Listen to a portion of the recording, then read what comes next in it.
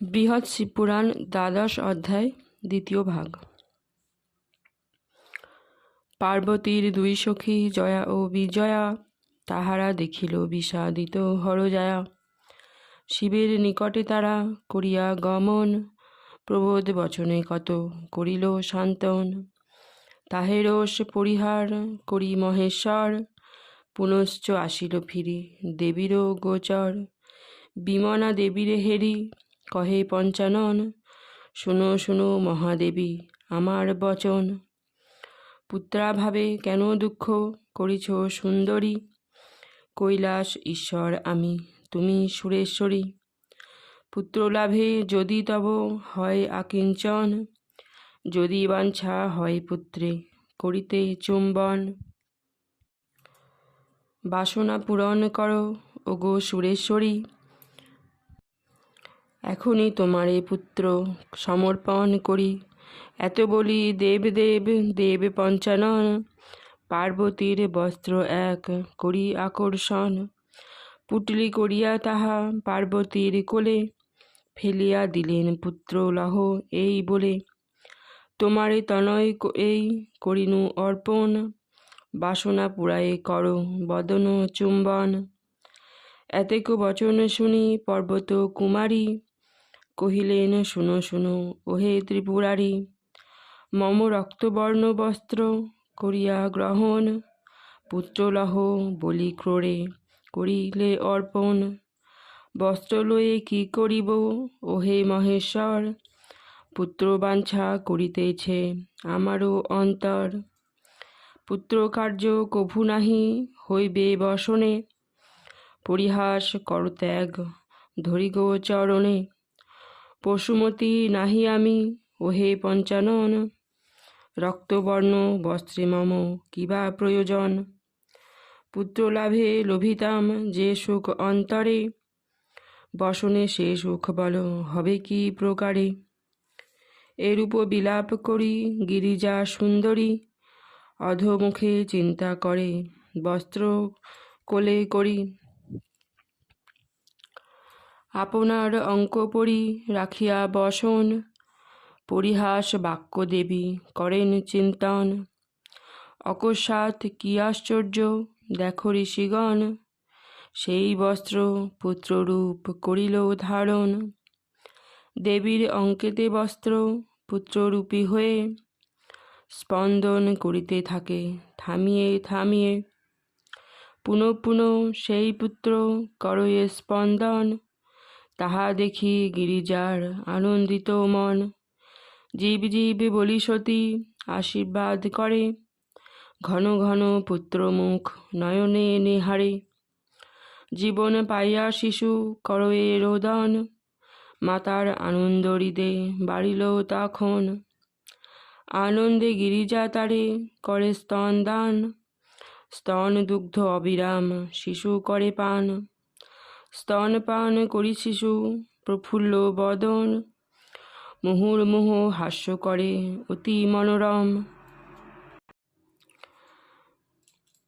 ঘন ঘন পিতৃপানে সেই শিশু চায়, জননী চুম্বন করে মুহুর্মুহুতায়। ক্ষণকাল বালকেরে করিয়া লিঙ্গন, সম্মধি শিবের দেবী কহেন তখন। শুনো শুনো মহেশ্বর প্রণমী চরণে, তোমার কৃপায় পুত্র লোভিনু এক্ষণে। দয়া করি পুত্র তুমি করিলে প্রদান, আশুতোষ তব নাম ওহে মতিমান। এখন আমার বাক্য করহ শ্রবণ, পুত্র ধনে একবার করয়ে গ্রহণ। একবার অঙ্কে লহ এই পুত্র ধনে, একবার দেখো প্রভু আপন নয়নে। পুত্র মুখ দর্শনে কিবা সুখ হয়, বুঝিতে পারিবে প্রভু ওহ তুমি দয়াময়। কি সুখে পুত্রের মুখ করয়ে চুম্বন, বুঝিতে পারিবে তাহা ওহে পঞ্চানন। এতেক বচন শুনি দেব শূলপাণি, কহিলেন শুনো শুনো পর্বত নন্দিনী। বিধির অপূর্ব লীলা কে বুঝিতে পারে, হেন সাধ্য কার কাছে জগত সংসারে। পরিহাস করি তোমা দিলাম বসন, ভাগ্যবশে হইল তাহে তব পুত্র ধন। অদ্ভুত বিধির লীলা বুঝিবারে নারী, অর্পণ করহ পুত্র দেখি গো সুন্দরী। বস্ত্র হতে এই পুত্র হইল সৃজন, কিরূপে পাইল দেখি আপন জীবন। এত বলি পদ্মহস্ত করিয়া বিস্তার, পুত্র লয়ে অঙ্ক পড়ি রাখে আপনার। নিপুণ নয়নে পুত্রে করেন দর্শন, পুনঃ পুনঃ দেখে শিব করি নিরীক্ষণ। বহুক্ষণ দর্শন করি শূলপাণি, কহিলেন শুনো শুনো কৈলাস ভামিনী। জন্মিয়াছে পুত্র তব অতীব সুন্দর, কিন্তু গ্রহ প্রতিকূল ইহার উপর। অল্পকাল তব পুত্র ধরিবে জীবন, অল্পকাল মধ্যে হবে জীবন নিধন। এই রূপ ভালো তাহা শুনো গো সুন্দরী, মরিলে বর্ধিত হয়ে বড় দুঃখ করি। বড় হয়ে যথাযথ হয়ে গুণবান, মরিলে তাহাতে করে অতি কষ্ট দান। অতএব শুনো দেবী না হও কাতর, অল্পকাল মধ্যে তব মরিবে কোঙর। এইরূপ বলিতেছে দেব পঞ্চানন, সহসা আশ্চর্য দেখো ওহে ঋষিগণ। উত্তর শিরেতে শিশু হস্ত পড়ে ছিল, অকস্মাৎ হস্ত হতে ভূতলে পড়িল। মহেশের হস্ত হতে পড়িল যেমন, অমনি সে শিশু ত্যাজে আপন জীবন। দেহ হতে শির তার পৃথক হইল, তাহা দেখি উমাদেবী কান্দিতেই লাগিল। হা বৎস বলি করেন রোদন, বিস্ময়ে আকুল হন দেব পঞ্চানন।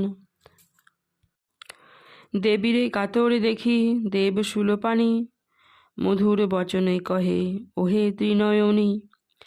রোদন করহ দেবী আশু সম্বরণ, ক্ষণেক বিলম্ব করো পাইবে নন্দন। পুত্রধনে তুমি দেবী পাইবে অচিরে, পুত্র শোক নাহি করো আপন অন্তরে। পুত্র শোক ত্যাজ দেবী করহ শ্রবণ, পুত্রেরে বাঁচাবো আমি কহিনু বচন। ছিন্ন শির পড়িয়াছে অবনী মাঝারে, তুলিয়া যোজনা করো অতি শীঘ্র করে। শিবের এতেক বাক্য করিয়া শ্রবণ, ব্যস্ত হয়ে ছিন্ন শির করিয়া গ্রহণ। যোজনা করিল দেবী ছিন্ন দেহ পরে, কিন্তু নাহি যুক্ত হয় শুনহ সকলে। তাহা দেখি চিন্তাকুল কৈলাস ঈশ্বরী, অধোমুখে চিন্তা করে দেব ত্রিপুরারি। অকস্মাৎ দৈববাণী হইল তখন, শুনো শুনো ওহে শম্ভু দেব পঞ্চানন। তব পুত্র ছিন্ন শিরা গ্রহ দোষে হয়, এ শির যোজনা নাহি হইবে নিশ্চয়। অপর কাহার শির করিয়া নয়ন, যোজনা করহ স্কন্ধে ওহে পঞ্চানন। আর এক কথা বলি শুনো মন দিয়ে, তব হস্তে ছিল শিশু উত্তর হইয়ে। অতএব যার শির করিবে ছেদন, উত্তর শিয়রে সেই হবে পঞ্চানন।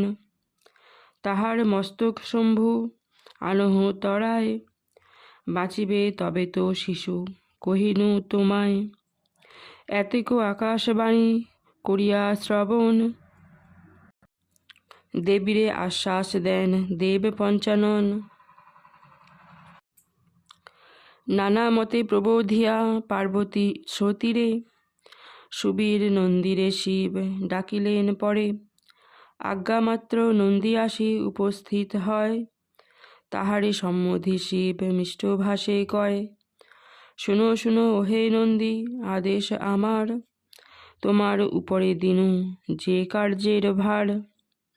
অবিলম্বে গিয়া তুমি করো অন্বেষণ, উত্তর শিয়রে শুয়ে আছে কোন জন, যেরূপ পারহ তার মস্তক আনিবে, তবে তো আমার শিশু জীবন পাইবে।